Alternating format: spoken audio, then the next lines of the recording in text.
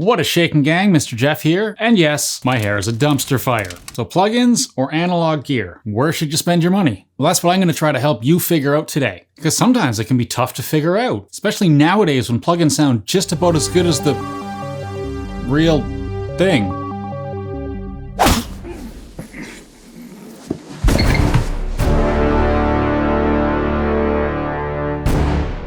So today I just want to go over 4 quick things with you. First is the big pro for buying plugins. Second is why plugins sound different from their analog counterparts. 3 is the big pro for hardware. And 4 is how to figure out the best choice for how you like to work. So let's get right into it.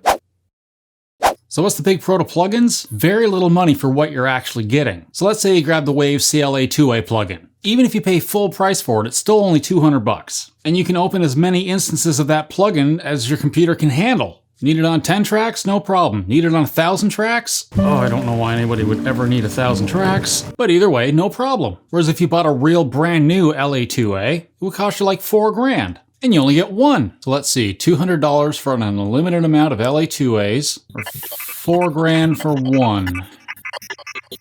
Or look at like Amplitude. Say you spent $500 and bought the max version. If you were to go out and buy every piece of gear that they modeled in that, it would cost you tens of thousands of dollars. But you can have it for $500. So when you look at it that way, I mean, plugins are basically a no-brainer. And that brings us to the next question. Why do plugins sound different?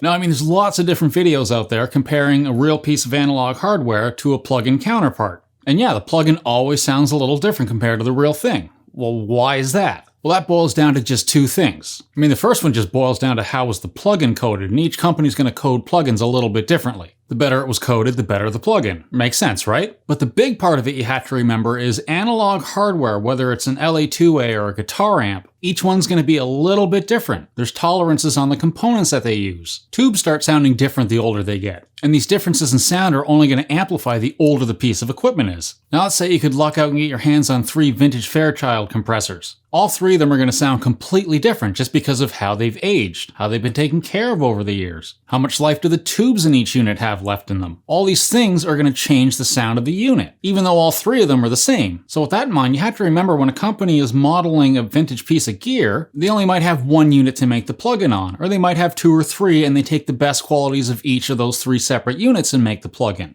So yes, when you compare that to the sound of an actual hardware unit that somebody else has in another part of the world that's aged completely differently, then yeah, they're going to sound different, just the way it is. And that, my friends, is going to bring us to hardware.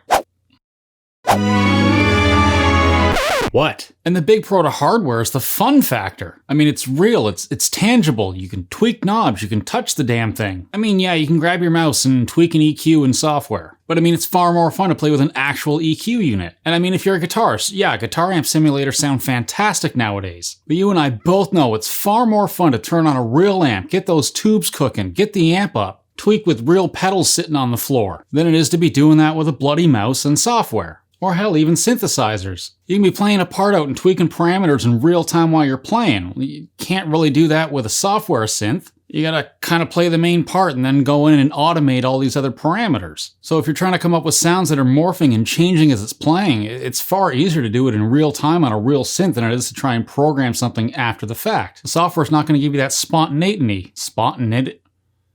No? I'm dumb? Yeah, I'll go now. Anywho, you know what I mean. So that brings us to our last part. Should you buy hardware or should you buy plugins?